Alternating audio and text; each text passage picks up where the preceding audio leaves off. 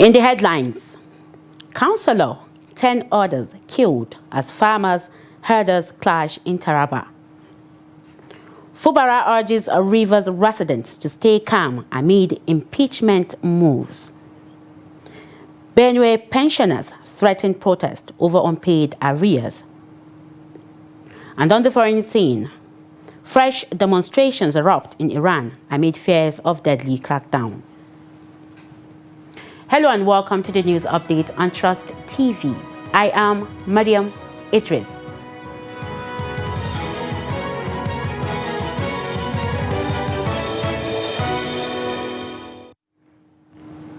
More than 10 people, including a servant councillor, are feared dead following fresh violence between farmers and herders in Donga local government area of Taraba State. The councillor, who represented Akete Ward, was reportedly killed during the clash in Gondom village on Saturday. A resident, Lawal Adamu, told Daily Trust that the violence began after a herder allegedly led his cattle into a farm. The farmer was said to have killed the herder for destroying crops, triggering reprisal attacks between the two groups. The fighting reportedly claimed several lives, including the councillor, who hails from the affected village. Police spokesperson ASP Victor Michel Liza confirmed the incident, but said only 3 bodies and a wounded woman had so far been recovered by security operatives. He added that the divisional police officer in Donga is leading a team to search nearby forests to determine the full number of casualties. Now a video has surfaced showing 2 men allegedly kidnapped by Boko Haram in Borno State, appealing for help to secure their release. One of the captives, former Biu local government chairman Hassan Biu Miringa, said the insurgents are demanding a total of $300,000. My name is Hassan Biu Miringa. I am a former vice chairman of Biu local government, serving from 2020 to 2022, almost 4 years ago. I was abducted on December 17, 2025, around 2 to 2:30 p.m. while traveling from Miringa to Maiduguri. We encountered kidnappers who abducted us. Today marks 14 days we have spent in captivity. We are grateful to God that we are still alive. However, we are appealing for help to secure our release. We have negotiated with the kidnappers and we have agreed on the terms. We urge our leaders. Ni sunana Hassan Biu Miringa, tsohon mataimakin karamar hukumar Biu a shekarar ta 2000. My name is Hassan Biu Miringa. I am a former vice chairman of Biu local government, serving from 2020 to 2022. Almost 4 years ago, I was abducted on December 17, 2025, around 2 to 2:30 p.m. while traveling from Miringa to Maiduguri. We encountered kidnappers who abducted us. Today marks 14 days we have spent in captivity. We are grateful to God that we are still alive. However, we are appealing for help to secure our release. We have negotiated with the kidnappers and we have agreed on the terms. We urge our leaders, especially our Deputy Governor Umar Usman Kadafur, and our mentors to consider our situation. We are their people, and we have always stood with them. We plead for forgiveness if we have done anything wrong, and we request their assistance in paying the ransom of $150,000 each for the 2 of us, totaling $300,000. We hope you will listen to our plea and help us.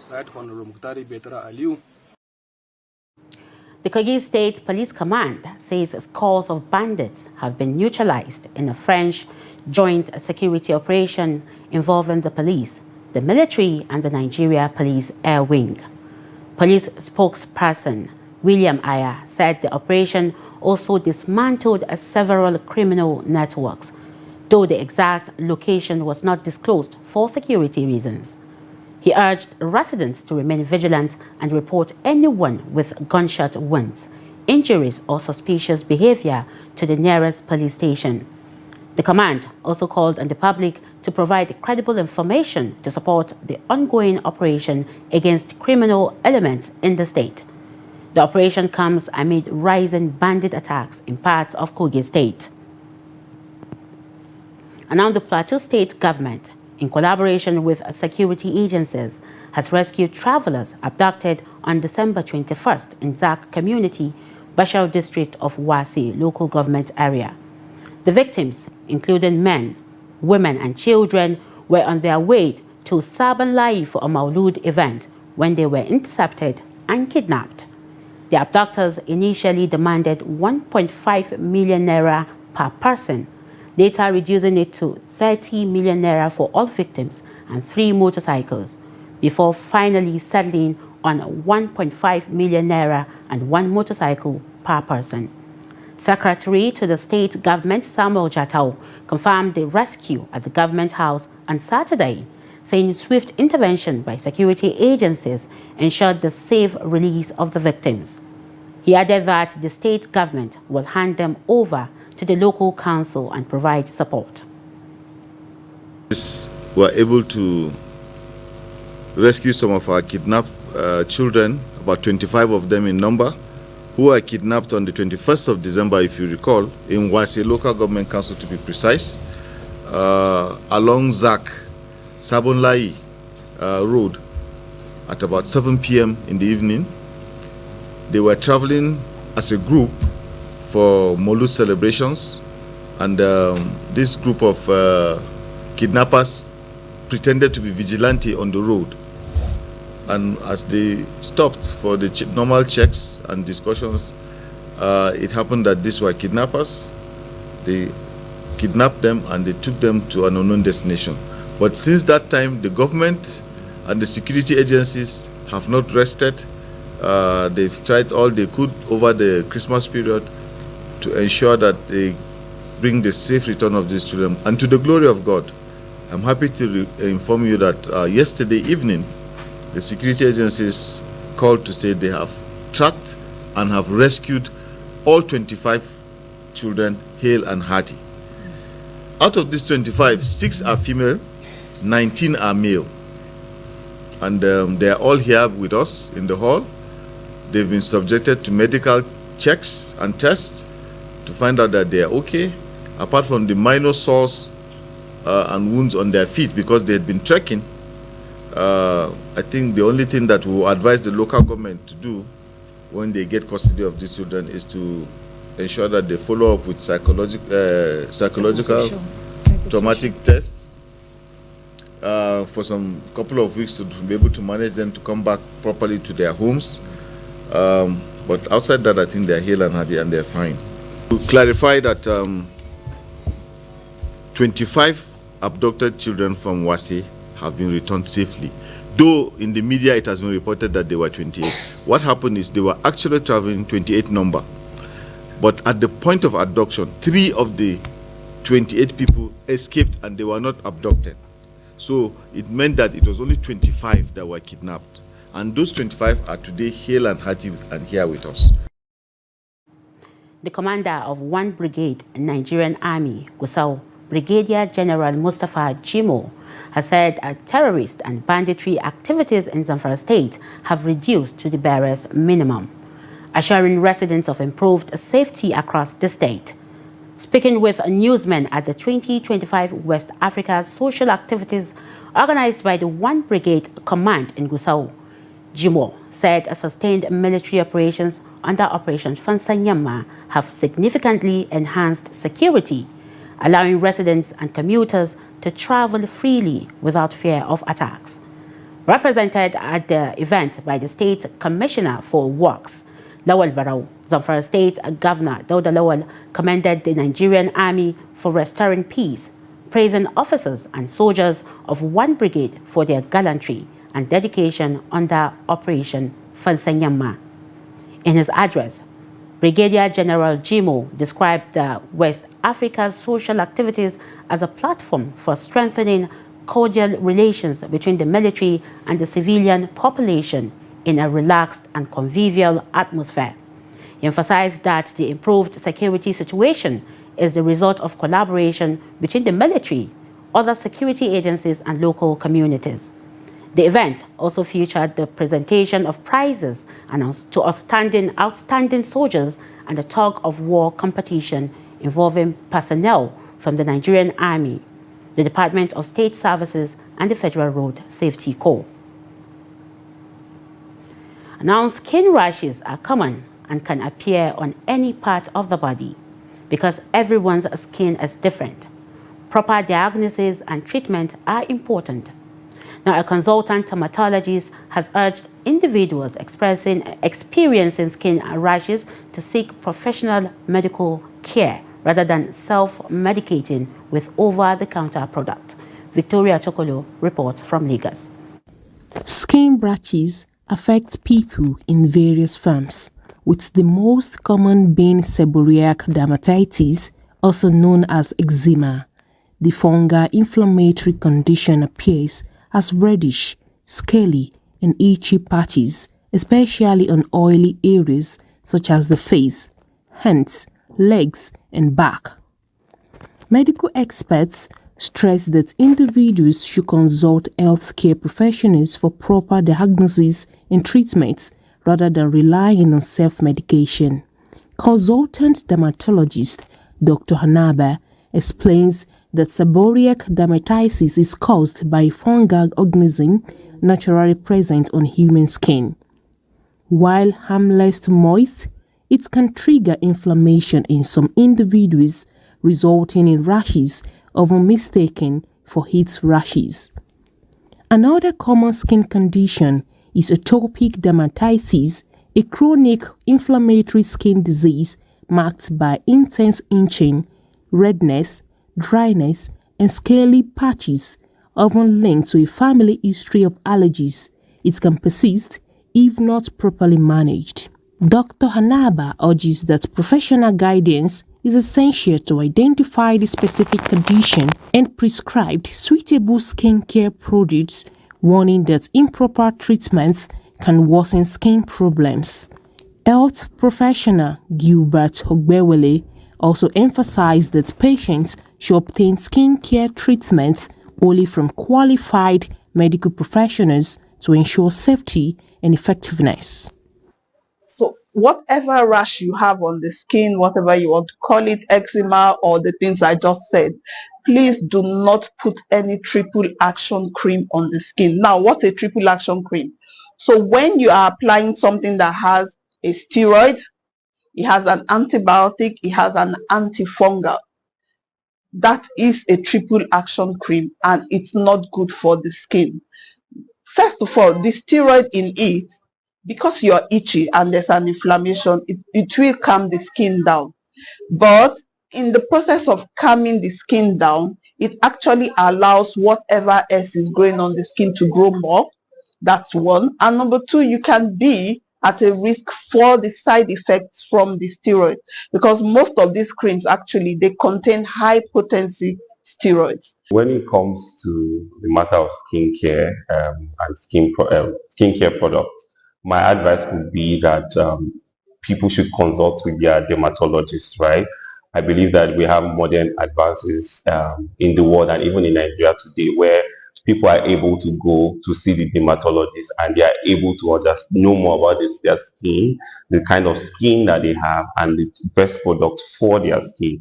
So I would not advise that someone walks into a supermarket or a store and pick up any product and just use. My advice would be that they consult a dermatologist who will then be in the best situation to guide them on what skin products will be best for their skin. Yeah. Lagos residents echo the importance of seeking professional care for skin conditions. Many share the experiences, highlighting how consulting qualified dermatologists helped them manage rashes effectively. When I had rashes on my neck, I don't want to say the medication. I had to go to a pharmacy and they give me antibiotics, that is Septrin, then and the cream to apply. Then after using it, and within some few days, it is clear. Some people in their houses, there's heat everywhere, and when they get rashes, some people just use maybe some people just use Kakatin, Ori, Vaseline, or anything. But what they don't know is that they are meant to seek medical attention first before they use anything. Because of when they're using that, they can use overdose of it. And some people, they don't have the same skin. What I have is not what they have. We have the same flesh, but it is different. What can work for me cannot work for them. For any skin condition, it is better to consult a dermatologist for proper diagnosis and treatment. Professional medical attention not only promotes faster recovery, but also saves time, reduces unnecessary expenses, and safeguards overall skin health. In Rivers State, the governor, Siminalayi Fubara, has appealed to the residents to remain calm as the State House of Assembly moves to impeach him. The governor spoke on Sunday during a church service in Port Harcourt to mark the 2026 Armed Forces Remembrance Day. He expressed confidence that the situation would be resolved. Fubara said his silence so far was deliberate, noting that his strength and resilience come from his faith in God. Referring to comments he made during the New Year banquet, he said dogs bark when they do not understand. The Deputy Governor, Ngozi also urged the public to act responsibly and continue praying for the administration, describing prayers as a key source of strength for the government. When we were marking the New Year dinner, I said something that dogs bark when they don't understand. Now, see, I think a lot of you don't understand, and that's the reason why I don't shout, I don't complain. I know what I have. I know that I have what is supreme, and that is God. So, I want everyone to be relaxed. What is important is peace for this dear state. And we'll get it by the special name of God. So please, my deputy, I have the singular honor to invite you to come and talk to us. Meanwhile, the Rivers State House of Assembly says no court order can stop the ongoing impeachment process against Governor Siminalayi Fubara. The chairman of the House Committee on Information, Enemi Alabo George, alleged that individuals linked to the executive arm of government are plotting to obtain an ex parte court order to halt the Assembly's constitutional duties. He said such an order, reportedly being sought from a high court outside Port Harcourt, will be unconstitutional and dead on arrival. George added that the governor and his deputy, who have been served with allegations of gross misconduct, should respond to the charges instead of attempting to undermine the process. The lawmakers cited sections 272, subsection 3, and 188, subsection 10 of the Constitution, as well as Court of Appeal rulings, which they said bar courts from interfering in impeachment proceedings. They urged those behind the alleged plot to allow the constitutional process to take its course. This is the news update on Trust TV, coming up after the break. Benue pensioners threaten protest over unpaid arrears. More news when we return. To stay with us. Welcome back. If you're just joining us, you're watching the news update on Trust TV. Now let's take a recap of our major stories again. Councillor, 10 others killed as farmers-herders clash in Taraba. Fubara urges Rivers residents to stay calm amid impeachment move. Now moving on to more stories. The Nigeria Union of Pensioners, NUP, in Benue State has issued a 14-day ultimatum to Governor Hyacinth Alia over unpaid pension arrears, gratuities, and failure to harmonize pensions, threatening a 2-day peaceful protest in Makurdi. In a letter dated January 7, 2026, signed by Chairman Michael Vembe and Secretary Sata Bo Nyamgen, The union said local government pensioners are owed 96 months, while state pensioners are owed 42 months in arrears inherited from previous administrations. The union also alleged discrimination in the payment of 5-month arrears approved by the governor, noting that local government pensioners were excluded. NUP further criticized the state government for failing to harmonize pensions to the 32,000 naira minimum pension and align with the 70,000 naira minimum wage, warning that some retirees earn as little as 2,000 monthly. The pensioners said failure to meet their demands by January 21st, 2026 would trigger protests on January 22nd and 23rd at the Pension Commission, Bureau for Local Government Affairs, and Government House in Makurdi. The Catholic Bishop of Yola Diocese, Most Reverend Stephen Dami Mamza, has criticized the federal government's newly introduced tax reforms. Bishop Mamza said the policies were rolled out without adequate preparation, public enlightenment, or proper sensitization to help Nigerians understand their purpose and long-term impact. He warned that introducing major economic reforms without proper communication could worsen the hardship many citizens are already facing. The bishop called on the government to prioritize dialogue, transparency, and public education when implementing policies that directly affect livelihoods of Nigerians. No adequate preparation, even from the government. There has not been adequate preparation, no sensitization. It's just within 2-3 weeks, people started hearing about the new tax. I think the government really needs to go back to the drawbacks. People need to be sensitized. Even if you ask government officials, even if you ask those working in the tax offices, they don't even understand the tax law. So there has not been adequate sensitization as regards what the tax law is all about. So my suggestion is that even if something is going to be introduced as new, there should be sensitization first. People should be able to be educated. Let them know what they are going into. Let them know what the government wants to implement. Even the government does not even understand from all indication.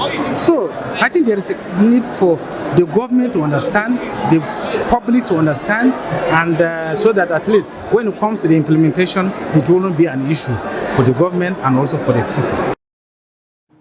Now, a massive fire broke out early Sunday at the Guangdong Free Trade Zone in Igbesa, Ogun State, spreading from an industrial facility to nearby residential areas. Videos from the scene showed thick black smoke and intense flames engulfing factory buildings as residents fled for safety. Although authorities have yet to confirm the cause, residents told newsmen that the fire may have started from a gas explosion at a foam-producing company inside the industrial park. Several homes were reportedly damaged before firefighters arrived.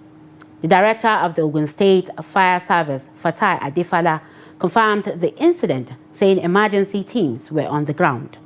So far, there are no confirmed reports of casualties or injuries. And in business, the Central Bank of Nigeria, CBN, has projected that the price of premium motor spirit petrol could rise to about 950 naira per litre in 2026. In its 2026 macroeconomic outlook, the CBN based the forecast on an average crude oil price of $55 per barrel, an exchange rate of about 1,400 naira to dollar, and domestic crude production of 1.5 million barrels per day. The bank said improved FX market efficiency, stronger capital inflows, and increased domestic refining capacity would help stabilize supply and moderate energy costs. CBN also projected headline inflation to slow to 12.94% in 2026, down from an estimated 21.26% in 2025, citing easing fuel and food prices. Currently, Dangote Refinery's gantry price stands at 699 naira per litre, while retail price at MRS oil is 739 naira per litre. However, Dangote has warned that petrol prices could rise to 1,400 naira per litre if Nigeria returns to heavy fuel imports.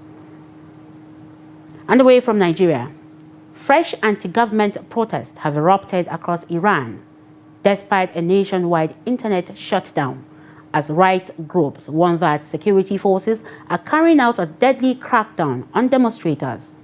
The protest, which began over rising living costs, have evolved into a broader challenge to Iran's clerical leadership and have now entered their second week. They represent one of the most serious threats to Supreme Leader Ayatollah Ali Khamenei's rule in years.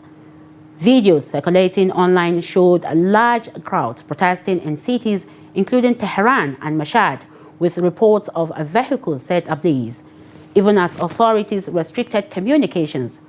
Human rights activists, a US-based group, said it had confirmed 116 deaths, including security personnel, but warned the toll could be far higher due to the internet blackout. The Center for Human Rights in Iran also reported credible accounts suggesting that hundreds of protesters may have been killed nationwide. Rights groups say the information blackout is hindering verification, while fears grows over the scale of the crackdown.